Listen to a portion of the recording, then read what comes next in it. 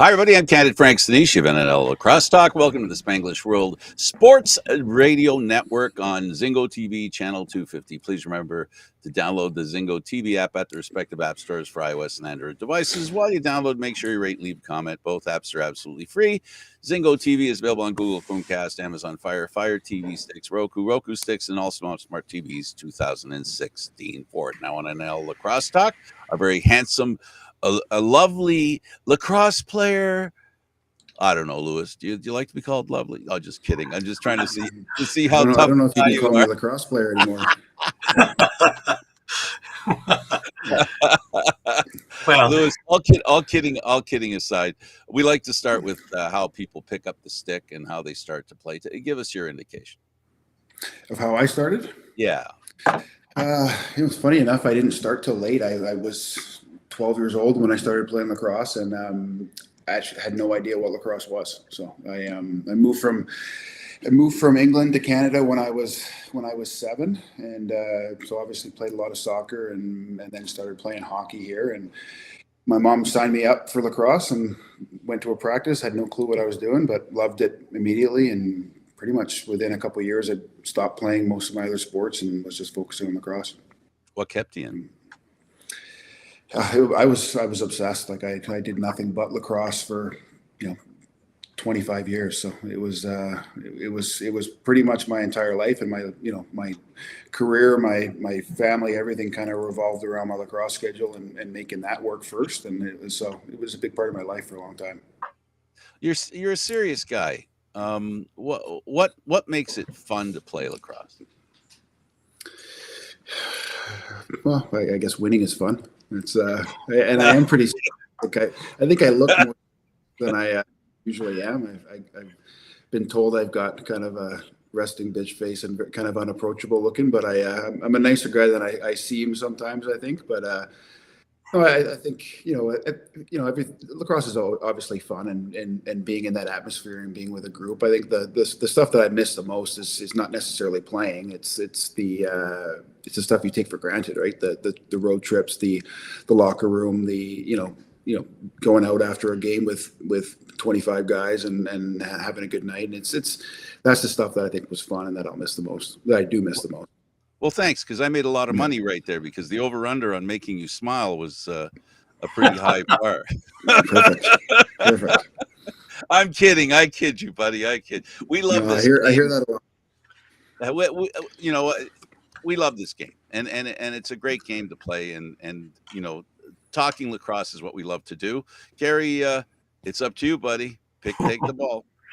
Well, you spent your career getting started with Victoria. I pulled out my Shamrock shirt for you. I saw that. Yeah, I love it. My old Priolo shirt, but he just moved over to Peterborough, to Six Nations. Of course, after he goes for NLL title, but we'll get into all that in a little bit. But let's talk about it. And story program, Victoria. You played your majority of your WLA junior and senior with them. What makes the program so special?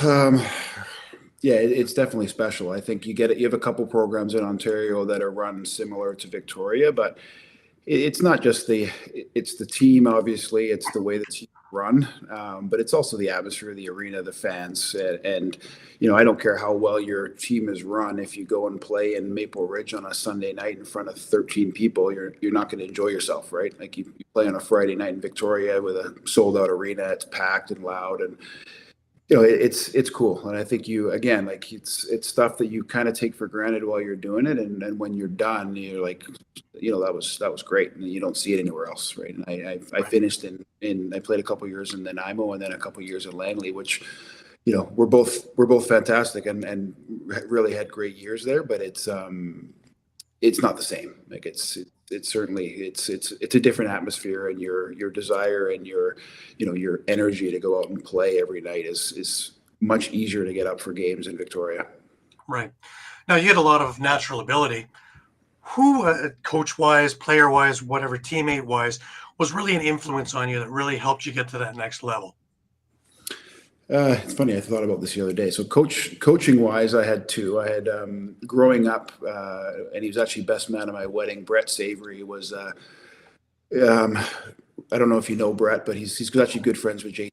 So he's in Buffalo, watching quite a little bit. But he was my coach, basically Bannerman for minor lacrosse, and we became very good friends. And I still, I was with him last week, and he kind of made the game fun, and he loves it, and we would chat about everything, and he would kind of make me part of the team, and so I think having someone that I was that close to as a role figure, or, a role model and a figure in at the early stages made it really fun. And then Chris Hall, obviously, right? Like it's I don't know if most people would probably agree. He was harder on me than anybody. Like the shit he said to go. Sorry, I don't know if I can swear, but Yeah, the stuff he said to me was just savage. Like he was very, very tough on me, but he also, he traded for me twice, and he was, when nobody was around and nobody could hear him saying stuff, he would be very nice to me and tell me how good I was. But it was, he was a tough man to play for, and there was times where I hated playing for him, but he got the best out of me, and he was a fantastic coach. So I owe a lot to him, and I think making me the player in the NLL that I was. Right. When, during your junior career, did you figure this was it? I found what I want to do. I think pretty early. Like I played hockey up, and I actually stopped playing right before midget to focus on lacrosse, and we didn't have a ton of money growing up, so it was tough to balance both. And once you get into midget, hockey gets expensive, and you're traveling a ton. And I wasn't really into playing, for fun. I wanted to play at the highest level I could, so I just said, if I'm not going to do it properly, I might as well stop. And I just put all my probably about 15. I didn't know where I would go, but I knew I would be able to go somewhere. So it was pretty early on. Right. Now, I'm not that versed about Victoria's program. I do know the Orangeville program and Brampton and all the stuff out east. Is it the same? Because a lot of the guys that we brought on from Orangeville and from Peterborough, as they were coming up, it was almost more important for them to make the junior A team than it was to make the NLL. It was what they envisioned their entire life as they were coming up, that's where they wanted to be. The Friday Night Lights kind of idea. I think maybe a little different, just maybe because Orangeville doesn't have the senior team. But the NLL wasn't really a factor growing up, because there wasn't really one. Like it started going as I got a little bit older. But for me, it was different. Now it's junior A, junior B, and it's the same as it is in Ontario, which I think is the right setup. But when I grew up, it was intermediate, which I played intermediate for 2 years with the Shamrocks, and then I played junior A for 3. I actually played junior A my second year of intermediate as well, but I had to play both. So I didn't really have an end goal, to be honest. I wanted to make the juniors, but I obviously always wanted to play for the seniors, and was lucky enough. I started playing some senior games when I was a first year junior, so I played a lot growing up. So I was just kind of getting to the next level, I think, was the goal. But NLL was on the radar, but it was never really the end goal. Right. Now, you went to Ohio State, and you played 1 year there. As a box guy, what drew you to going and playing field? Well, I did a year at Radford University in Virginia as a freshman, and had a great year. They dropped the lacrosse program after my freshman year, so Ben Prepchuk and Blaine Manning were on the team with me there. Basically, we had a blanket release. We could go where we wanted. Or you could stay for one more year with your scholarship. So I decided to leave, and we had basically the full year, full schedule, and we could get recruited while we were playing a D1 schedule. So I had a few offers and chose to go to Ohio State. It's I'm more of a box player than a field player for sure. So a bit of an adjustment, but I think Canadian guys have shown that they can make that adjustment pretty easily. Absolutely, all the way from 78 on outward, really. Playing box on field. But and I think American coaches now are a little. My freshman year, which I started and had a great season my freshman year, my coach hated Canadians and hated the way I played, and told me on a regular basis that he didn't like my style, but I scored a bunch of goals, and he kind of was forced to keep me on the field. But Coach Bresci at Ohio State, when he was there before he moved to UNC, he was very into the Canadian style and trying to incorporate some box style into the field game. So right. Which answers the coaches that would be affecting you while you're playing at Ohio State. Was it hard to really make that adjustment there, because it's a hell of a program, Ohio State? Yeah, it's better now than it was when I was there, for sure. Like, we were kind of top. We were usually kind of sitting 20 to 25, but yeah, it's competitive. Like, you're fighting for field time all the time, and you've got a 55-man roster, and probably 25 guys see the field. So yeah, it's competitive, but it's the kind of that's what I love. At that point, I was living in lacrosse, so it was exactly what I was looking for. Right. Now, you relinquished your eligibility, NCAA eligibility, to go into the draft. Yeah. Was it that important at that time? Because that kind of talent, I'm sure the NLL would have come calling a year later or whatever if you wanted to put another year in. Yeah, it was kind of a weird one. I think, to be honest, I was just homesick. I just didn't want to be away anymore. That's probably the simple answer. And it's hard. Like, I didn't have a ton of money growing up, so when I left for school, like, I didn't come home. I with a buddy over Thanksgiving. If I was lucky, I'd come home for a little bit over Christmas, but I was gone for basically a year at a time, 10 months, and I was just done with it. So it wasn't necessarily that I wanted to go play pro more than go play college lacrosse. I could stay home and go play in Calgary. So it was kind of a last minute thing, to be honest. Right. So you're drafted 49th overall in 2001 for Calgary. Yeah.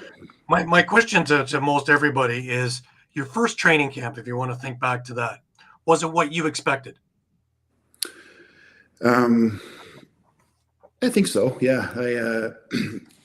I knew it was going to be hard, and it was, I think Matt King and I were the only rookies that made it for a year. And Tracy had just been brought over in the expansion draft from Montreal. So obviously he only does things one way, and it was pretty intense, and CH is very, so, yeah, it was, I think it was, it was good lacrosse in Calgary. They had a poor first year, but we grew pretty quick after that. So it was, yeah, it's a different speed. I think training camp probably wasn't my eye-opening one. I think I still remember this. My first game in Buffalo was my eye-opener on the speed and how fast and how loud and intense it was. It was, it's a different level than any other lacrosse, for sure. Right. That was a hell of a team that you had. Again, talking about Kolesky, Dowling, Caleb Toth was on these. You had a big part of making it into their very first playoff game, and then, of course, 2004 with the championship. Let's talk about the championship year. Everything was magical that year. That team was feisty. It was finesseful. It had everything to it, and each one of you had your roles, and it just came together. Yeah, I think it's, again, I think you look at how Tracy is as a coach right now, like as a leader and as a captain. It's he's the best captain I've played for. I think it's you start from the top, and when you have guys like CH and TK that are running the show, it can only be done one way. And I think when we won, we weren't the best team in the league. I think, if I remember correctly, we were the 3rd or 4th seed in the West when we went to the playoffs. And we had a good team, and then Pally just got red hot, and he was incredible the entire playoffs. And in that championship game, he was unreal. So when you have a hot goalie and a solid team, you can go far. Right. Now, the fan base over in Calgary has always been humongous. Talking about it again, your first foray into the NLL, and here's this big fan base. You talked about Buffalo, who's also got a massive fan base, but Calgary in its own right is just that seventh man. Yeah, it was cool because we were, a new franchise. I was there from year 2 on, and it was, you were kind of building it as we went, right? And it's, you had a community that loved it and was hungry for the team, but also was growing and learning about the sport as well. So it was cool to get into the community and do a few things, but it was, again, like, you get spoiled, right? Like, played in Victoria, I played in Calgary, and then I moved to Toronto, and it's like, well, it's always like this, and then you go somewhere and it's not like that. And so it's it was a cool atmosphere, awesome fans, people there are amazing, the city's really cool. So it was overall it was a great 6 years. Right. Now you again, after the 6 years, you get traded to Toronto, like you mentioned, for Josh Sanderson. It's a strange time in Toronto because it's just after the dynasty. It's rebuild time. A little bit of a difference in ownership. The groups were on the verge of changing. The Waters Group was looking to get out, and it wasn't exactly the dynasty era that you're coming into. You're telling me, yeah. Well, talk about coming into that, especially after 5 and 6 glorious years in Calgary. Now you're coming here with expectations, and it's not quite there. Well, for me, it's I think the biggest change for me that was I went there to play for Jimmy, right? And that was Jimmy Veltman was a huge part of why I wanted to go there. We played together in Victoria, and he was a main reason why I would I don't want to say allowed, but was obviously they want to verify with me that I'm willing to travel to Toronto after a trade. And I talked to them, and I was like, yeah, if I'm playing for you guys, and I knew Jimmy would finish his career and then would be involved in coaching, that was why I wanted to do it. So he got let go after 3 games, and it changed the whole dynamic. And Jamie Batley's a fantastic coach, but it was different, right? And it was a different feel, and it was a different atmosphere, and it was it was a tough season for sure. It was, again, it's Toronto fans, and Toronto as a whole, they're not interested in a rebuild. So, as you're trying to build a team, it was just you could tell it was frustrating, and there was some impatience for sure. Right, especially losing players like Doyle and a few other Sanderson. All of a sudden, Toronto's like, well, they lose their identity, so to speak. For sure, you got to start again. So yeah, and you, Craig Kahn, and a few other guys who were there to try and build it, and you did a hell of a job, especially with the tools you were given. But again, it just those were strange years. But you, it's funny enough because you had a big part in Toronto's rebuild as well as Washington's rebuild. That trade with you and Delgarno, one other, going off to the Stealth, and Colin Doyle coming back to Toronto. All of a sudden, interest picked up here. A huge infrastructure went over to the Stealth. So let's talk about that. And it's almost like a resurgence, just a little breath of fresh air, I guess. Yeah, it was definitely, it was, again, people just fit in different situations better, right? Like Colin was, I think, made to play in Toronto, right? He can carry the franchise. He doesn't feel pressure. Like there's some pressure for sure playing in Toronto in a big market like that, especially when you're losing, and he can handle that stuff, and it's harder on some than others. But, and then I went back to, it was Delgarno and Tyler Codron, and I think we fit the pieces that I think Washington needed. And, it was, we played each other in the finals the next 2 years. Right. So It was, I think that was the best part was, you went through a frustrating season in Toronto, and then you were able to go and beat him in the finals the next year. And it was, it was fun. It was, you understate that one because that was the come from behind fourth quarter after that empty net goal at the end of the third. I do remember that. Yeah. Turned that thing around. And that's sticking a knife in and twisting to win that. Well, they won enough, and they beat us the next year. So it was, I was lucky enough to have 3 good stays. Like my time in Toronto was great. I have no complaints. It wasn't like I wanted out. It was just, once Sanderson and had got the new job, and then, Quarterly, it was, I'm not their type of player. So it was, the writing was on the wall that there was going to be something done, and it was, I was going to go somewhere else. So, which was great. I couldn't have asked for a better place to go. Right. And you took home the MVP of that 2010 victory too. So the icing on the cup. Yeah. I enjoyed that for sure. Yeah. No, yeah, that was a great couple of years too. And with that team, you had Tyler Richards in net. Paul Rabel was playing with you guys. It was just a really strong team all around. Just talk about the mood in there and the resurgence in Everett and getting fans in there. Well, yeah, that's when and I lived in Seattle for a while and owned a lacrosse company in Seattle while I was there. And Seattle's a great lacrosse town. It's just not Everett, right? And Right. it's uh, again, it's about an hour away from Seattle, and the lacrosse market is in the plateau, like the east side of Seattle, Right. and it's the travel to Everett for a lacrosse game is just not happening. It's probably faster to go from Vancouver to Everett than it is from Seattle during rush hour to get out there. So I think that was probably a mistake being that far outside of Seattle just for a fan base. But yeah, the lacrosse community is amazing in Seattle. I really enjoyed it. I coached at a private high school down there for 2 years and enjoyed my time. But yeah, it was the team was stacked. Like we had like you said, we had Richards and Rabel, and we had Sawicki and Dutchy, and yeah, we were very good. So it was a fun time. Right. Now, the surprise move to Langley, at least a surprise to fandom and outsiders. Was much told to you about that? Because I know the building wasn't available for the finals, and they moved it to Langley for the finals. Yeah. And then all of a sudden, the next year, you're now the Vancouver Stealth. Yeah, I think the writing was kind of on the wall when we played the finals there. I guess it was a surprise, and I think everybody was, everyone was excited for a change. We were playing in front of nobody in Everett, so it was, we assumed that it would be a packed house in Langley, based out of Vancouver. So it was, I think ultimately it wasn't as expected, but it was. I think everybody was okay with it. And most of the guys lived in Vancouver anyway, so it made things a lot easier. I've done that trek to Langley. It's a long trek.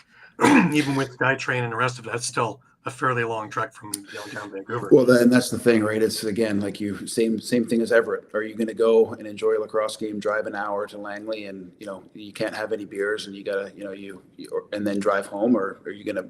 Would you rather just have something downtown Vancouver where you can just quick trip in Uber or whatever, right? So it's really all about location, and you see all these teams constantly moving around and folding, and it just I think it's super important that these teams are in the right venues and the right spots, and it seems to be building there now, and they've got the right people in place. So right, because the other thing too is also you eliminated all the people from Victoria, and because they're not going to stay overnight, and by the time they got back from Langley, there's no way they're catching a boat back. No, and it's people are going to be more willing to go stay overnight if they're in downtown Vancouver or downtown Seattle. They're not going to want to go stay overnight in Everett or Langley. So you can make out of it and have some fun rather than just specifically going for the game. Right. Now you retire in 2015 and your numbers are spectacular. 472 goals, 568 assists in combined regular season and playoffs. You were at 2006. You were the MVP of the NLL All-Star game, scoring with 4.4 seconds left, the game-winning goal. Has the NLL come knocking now that they've resurged their Hall of Fame? Because there's only 34 members in that thing. It's time to start including some of you guys in there. No, I haven't heard anything. So no knocks yet. That's a shame because there's a number of guys. You were one of the things on my list, close to the top of the list of guys who need to get in there. Just on era too, It's funny. I'm 10 years out from lacrosse now, but I think that's one thing they do a really poor job of is engaging with players that are done. Like once you're done lacrosse, you're just done. And it's like, it's strange. And I've had zero communication with anyone other than players that I played with. I've talked to Doug Locker a few times, who was the GM, who's, a friend of it's no contact from the league, no contact from previous teams. Obviously there's different ownership and management now, but it's kind of weird. Like it's your entire life for however long, and then it's just done. So yeah, I would love to be more involved, but they don't have any opportunities. I have a feeling that over the next couple of years, especially with the Olympics coming up, that it would be in their best interest to get a number of veteran players, former players, to really start carrying the torch, so to speak, and really start getting the word around. I think that would be in their best interest. Yeah, I agree. They seem to be doing things to get into that thing now. So hopefully with Brett Fruit in there, that they start putting more towards the alumni, which again is it's never heard of in any of the conversations. When I bring it up, I always get the dog with a high pitched noise, and so Yeah. No, the other I one. would agree. Yeah, the other one I wanted to bring up was, you playing in All-Star games. I remember asking Brett Fruit when he first stepped in as the commissioner if he had any intention of bringing that back, especially now with the TV deals, ESPN, TSN. Wouldn't that be a great idea to A, showcase the game, but B, showcase your star players, especially the PLL capitalizes huge with the skills competition and all the other things and all the hoopla built around it. The NLL is missing the boat, I think. Yeah, I loved it. I was lucky enough to play in several of them, and I enjoyed every one. It was I think lacrosse is you look at some of the All-Star games, like they're horrible to watch. I think lacrosse is one that you probably can't really fake it because you can't not play contact, so you still have to be somewhat intense. And there was always guys that get guys like Jeff Snyder that only have one speed and he's out there playing 100%. You'd have some guys that were kind of going through the motions, and then in the third and fourth quarter it would pick up and it would be a real lacrosse game. But I loved it. I really enjoyed playing in it, and I think it should always be done. I think it's just I don't know if it's a financial thing why they don't do it anymore, but it's much needed, and it gives the guys some recognition. Like you got guys that are not maybe not at the level of winning MVPs and first team All-Stars, but you got some really good players that get zero recognition, and it's a nice way to at least show them some love, right? Yeah, they're geared. Lacrosse players are geared to play hard no matter what because they play so often and for so long and through the whole year.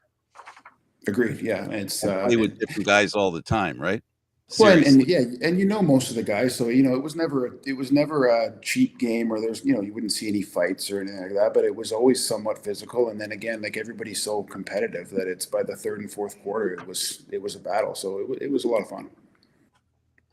One of the things that they have brought up when I brought up the idea was it was to find that weekend where everybody is off to get them there, and then of course the travel thing. My idea was that the team that won the championship, that's the home of the All-Star game, and Sure, fit that bye week into the schedule. I didn't really see that to be such a a brainstem thing that we can't figure it out.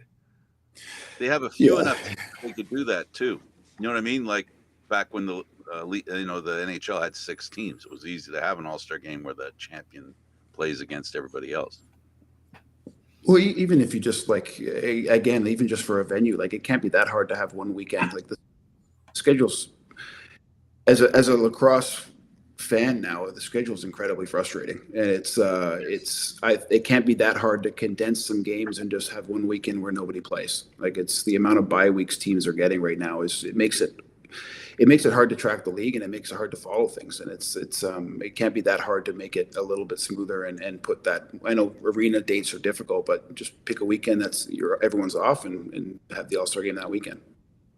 Well, if you schedule it from the beginning of the year, it also gives the team that won, if we're using that as an example, basically half a year to market it too.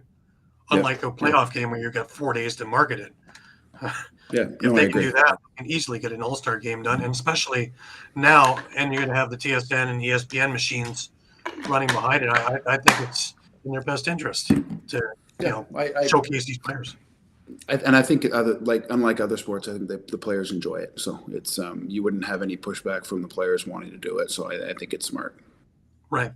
Now, from your era to the current era, what do you see as the main differences from when you played to what's going on now? And I'm an old man here, but I hate the crease rules now. It's I feel like it's much easier to score now than it was before. And I'm not saying like the players are better, the players are more athletic, it's faster. I'm not trying to say that it's easy to score, but you can get so close to the goal now. It's almost impossible. If you get someone athletic like Dixon or Josh Byrne or someone in front of the cage, like how the heck do you stop them? Like you can dive in and you basically slam it into the goal, and it's just like it's impossible. Like that stuff wasn't allowed. We had you could dive, but you had to be outside the crease. Yeah. So I do think that it's more of an offensive league, and it's more of a goal scorer league now. I hate the dunk rules from behind the cage, and I would clean up some of that stuff, but I think it's it's as fast and as skilled as it's ever been. But I just think sometimes there's just too many goals. Right. And the diving from behind the net. Wayne Colley, Hall of Fame goalie, he had brought up a thing when we were in Prague. It's the only time that they're going to look at that is if somebody is diving to defend, same time someone's diving and someone breaks a neck. Yeah. And then they maybe would look at it. But does it take something so grave before we look at this and say this isn't right? Yeah, I don't know about that. I just don't think it's a good goal. Like it's not, it's always been there. It used to be a little different. You couldn't touch your stick to the crease, and you had to kind of the takeoff and the crease rules, the cylinder around the crease were different, so it's a little harder to actually do it. But you get 3 or 4 a game now where they're sitting in the cage and then they just wait for the goalie to make a move and they just dunk it in, and it's just, again, to me I just don't enjoy watching it. But I might sound like a now. So. Well, when we start we have had some of the legends from way back on, they complain that it's not the fastest game on 2 feet anymore because we got transition and we have guys running off and guys sauntering on, and it kind of slows up all the transition that go with playing both ends. Do you agree? No, absolutely not. I'm not that old yet. So, but nobody wants to go and pay money to go watch me play defense. So it's get the guys that are good at what they do on the field and on the floor at the right spots. I don't agree with that. Like, there's so many great athletes that are running transition. It's still run and gun back and forth, but you want the offensive guys on the floor to play offense and the defense to go play D. So the game's evolved dramatically since then, but I would say the offense defense is never going anywhere. I would say it's still pretty fast, and you still get enough transition. But there's just some guys on the floor that you want the ball out of their stick once they cross center. So it's give the ball to the guys, and vice versa. You don't want me trapped on D. So. But you think we're losing something in the transition game and the excitement of that? No, I don't think so. I think I think there's still, like I said, there's so many great athletes. You've got all the American guys playing now. Like, those guys can play both ways. I just, again, if you run up on offense and you settle it down as a 5-man unit, like, some of these D guys are just lost out on O, and again, vice versa. But no, I think you still have the transition, you still have the run and gun, and you still have some guys that can do both ways. But no, I think there's a need for different positions. Right. Now, you won two NLL championships. You won 2 Man Cups. Is there a favorite that stands out?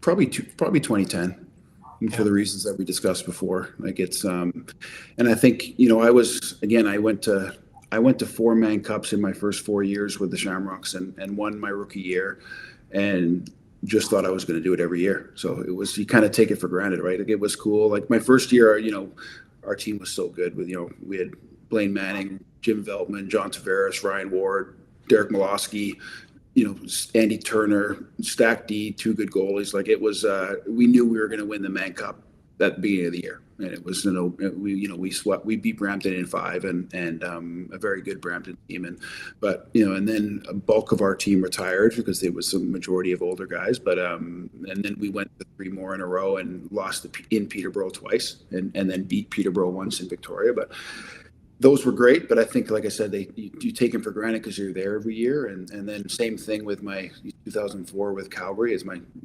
second year in the league. And, you don't really go through the grind where you lose a bunch and you have some playoff losses that maybe you shouldn't have had. And then to win it again in 2010 was pretty special. And especially, again, like we said, playing Toronto and beating Toronto after being traded from there. Yeah, exactly. Yeah. Now, if you were to stand in front of a room of rookies, what would you tell them? Lacrosse related or life related? Yeah. Well, you can go both, but if we want to start with lacrosse anyways.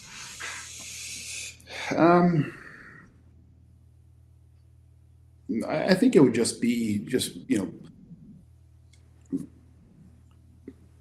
there's a lot of things that I would go back and change about how I probably trained, or about how I played, or about how I kind of conducted myself as while I was playing, and maybe could have got better at certain things and relied on. So I would say maybe just, take the game as serious as possible. Make sure you're training, treat it like a professional sport. I think it's, they are a professional sport, but maybe some players treat it as still a kind of a part-time. You should be a full-time athlete. You should be in shape. You need to treat it properly and work on your craft and continue to get better. And you see the guys that do it are super successful, but you see a lot of guys that are very good don't do it, and they're out of the league in 2 or 3 years. So Right. Don't take it for granted, and keep working at it. And there's parts of my game that I was never good at that I look back on now and I'm like, well, why the fuck didn't I just keep working at that and get better at that? Because I could have been a heck of a better player, right? Right. One of the things that address a lot of what you just said there is the Arena Lacrosse League. Now that it's out in the West as well as in the East, as a feeder league, as a developmental league, as a lot of guys who are finishing off or coming down, practice squad guys are on there to keep the stick in their hand so they don't hang it up if they don't make the team come fall. Do you see this as a huge tool, or what do you figure with the place like this? We'd be looking at more places to do this. I think it can be as good as they make it, right? It's and again, a lot of these are treated as kind of beer leagues, and it's if you treat it properly and you train and you keep working hard, use those as reps to move up to the next step. I think they can be a huge asset because, like you said, if you play summer ball and then you don't make an NLL team, you're sitting on the sidelines for 7 months waiting for the next summer ball season. So it's it's a long. I mean, you're getting worse, and when you're done college, you're just sitting around getting fatter and less athletic, and it's, it can be a long off season. So you can struggle to get into the league if you miss it and you're not playing consistently. So I think just having somewhere to keep your stick sharp and stay in shape is a huge bonus. I think also one of the things I noticed, because I've done media for them, is it's teaching these guys how to be a professional before becoming a professional. So when they do get there, how to stay there. Yeah. So there's little things off the floor as well as on the floor. Yeah, and that's you make your mistakes in that league rather than make them in the pro league where you don't really have if you're a borderline bubble guy and you make a mistake, you're gone. So it's right. It's you grow as a player and as a person in that, and then move up when you're ready. Right. Now, do you ever see this as a full-time gig, lacrosse? Is it in the cards to do this without pricing your fan base out of being able to get a ticket? I don't know. Honestly, I'm less optimistic now than I was. It's we seem like we're doing the same things and going in circles from when I was playing and from when I started. Like we were on TV every game in TSN in my rookie year. We're getting primetime slots and interviews before every game, and then TV obviously went away, and we're still having the same, putting teams in locations that don't work and teams flopping around, which just makes the league look, a little less stable, in my opinion. And so I don't know. I don't think full-time's in the cards anytime soon. Right. Now, with it being in the Olympics in 2028, with that kind of growth, do you see something jumping? I don't know, you got another 280 countries going to be looking at it, right? Yeah, maybe long-term, for sure. And whether it helps the NLL or the PLL more, who knows, right? Because it's going to help the outdoor game a ton. But yeah, we're certainly that side of it's moving in the right direction. And you look at the World Championships now, there's a ton of teams, but if you go watch most of those teams, they're not anywhere close to being able to field players at the pro level, right? So we're still a long way away from that. You might get the one or two guys from each spot that could play competitively and maybe come play Senior A out here. But it just takes time to build that, but it's a ways out. Right. What about your thoughts on sixes? Is this the right brand to showcase to the world? No. Again, it's just my opinion, right? I would love playing it, but it's like to me, it feels like something you do in practice to get reps and working on your skills, right? Like the nets are too big, too many goals. You're pulling the ball out of the net quickly after a goal, so you don't even really realize someone scored. It's tough to watch, and it's funny me saying this as a guy that spent my entire life trying to score goals, but I would rather watch a tight game with less goals than a 16-15 or a 16-12 game, right? It just right now, every time I watch a game, it's just goal after goal after goal. And it's like, I'd rather watch a tight defensive battle with a couple big goals than a goal every time they go down the floor. Right. I always thought instead of a 6x6, you'd use a 4x4 and, make them earn a goal and maybe give the goalie a little bit of equipment. Yeah, I don't know. I don't know if you just play traditional. Like, I think the shot clock is certainly needed, and some international lacrosse that can be really, really boring with just how long the possessions are. But I think if you clean up some of that stuff and maybe tighten up the box rules and keeping it in and making it a little bit more fast paced, you could keep the game rather than take the players off the field. Louis, would it be fair to say that you know a lot about lacrosse, but the people they're trying to reach are people who don't really know the game that much, and the goals are a way of, I guess, the easy way to, garner attention, if you will? You're probably right. Is it working? I don't know. We're going to find out, right? I watch it as a fan right now, and I have no allegiance to lacrosse at any point, and I don't enjoy watching it. So it's I don't know if it's just me, but it's too much for me. It's too many goals, not enough focus on if you score a goal in that and the ball just gets brought out of the net, like, who cares? It's strange to me. Right? No. I get what you're saying, and like I said, I get a sense that the nuances of the game for people who know it really well are enjoyable because they know the game really well. For people who don't know the game that much, and it's more of an introductory thing, because that's all this Olympic thing is. I don't think it's a game that they're going to permanently play. It'll be under these kinds of conditions where they have people who probably have never seen a lacrosse game in their life. A lot of the people, when it comes to the Olympics, I think we're all guilty of it too. When it comes to the Olympics, we watch sports we only see during the Olympics. We don't watch them any other time. True. Yeah. Right. Yeah. So I guess we'll see. And it's it's like you said, maybe it's just because I'm preconditioned to see everything else and know the game, but it's not for me. But who knows? If it's grows the game, then terrific. Yeah, my whole point was they're not doing it for you. That's just the thing. No, you're probably right. Yeah, because if they were, they wouldn't play it that way. Yeah, no, you're definitely right. Dallas Elliott just chimed in. Always respected your game and appreciate your perception of honesty. So we had him on the show as well, and his big thing about nowadays, of course, is that the goalie equipment is way too big for these guys. Well, I played against Dallas, and it was not many guys that would be making the saves he made without those pads on. Now he was pretty incredible. But yeah, I follow him on social media. He's always honest and outspoken as well. So a lot of respect for him. Right. Now you spent a number of years. You talked about Stars and being part owner of that and coach. You stepped away from that. What was the program? Just briefly, because we only have a few minutes left.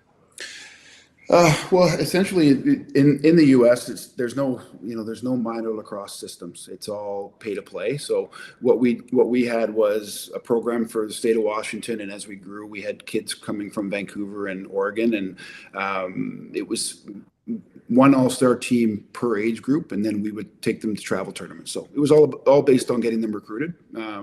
By the time I sold the company, we had 27 teams from 5th grade up for boys, and then same for girls. And we had a lot of kids go play at all different levels for college lacrosse. And my role was kind of high school director to work with the coaches and work with different programs to try to get the kids recruited, and did that for about 10 years. So yeah, it was awesome. I really enjoyed it. I actually really missed doing that. The kids down there are amazing, and have some kids that I still have contact with now, 10 years later. So it was awesome. Right. Almost like the Hill Academy before the Hill Academy. That's yeah, and Brody's running a machine up there, right? It's not that we were nowhere near the same level of lacrosse as the Hill Academy. It's Washington lacrosse is growing, but it was very kind of grassroots at that point. So, but we had some good kids go play some high level D1, and it was just fun to again be a part of some great kids and good families and friendships that I still have now. So, right. Now you're setting your life away from lacrosse and real estate. Do you have any aspirations to get back coaching at all? I've got 3 kids and I work about 15 hours a day. So, no. I go out and help occasionally, and I've gone out and done some work with the intermediate Shamrocks and gone out to some practices and even some minor stuff just to help some friends out. But it's just such a time commitment. Like the guys that are coaching lacrosse, like hats off to them because they're doing it for free and it's a full-time job during the summer, and I just don't have the capacity with 3 kids and a career to be able to do that right now. So it's I do miss lacrosse a lot and being involved, but yeah, it's at this point in my life just not possible. Right. And any advice for someone who's just picking up a stick for the very first time? I think just go back to the other one. I think I progressed quickly when I first started, just because, and same as I am in business. Like I'm very tunnel vision, and all I did was play lacrosse. I'd hit the wall, shoot every day, and it's I have teenage kids right now, and it's a very different world right now for how they do things and how they expect things to work, and you really do get what you put in out, and it's just spend the time to work on your game. Right. Listen, I want to thank you for taking the time and being very candid with us. We appreciate it. Wish you all the success in everything you do. It's been great talking about your career. I was lucky enough to watch it through all of it. And it's a pleasure to have you on the show. I appreciate it. Anytime, guys. Thanks for doing this, Lewis. Really appreciate it. No, you're very welcome. Okay, for Gary and Lewis, I want to thank you for watching Lacrosse Talk, seen live Thursdays at 4 p.m. This show can also be heard on the Spanglish World Radio Network. For Lacrosse Talk, news, entertainment, and other sports programming we offer, please check out SpanglishWorld.ca, Spanglish World. Watch it, hear it, read it, download it, live it. Thanks for watching, everybody. See you next week.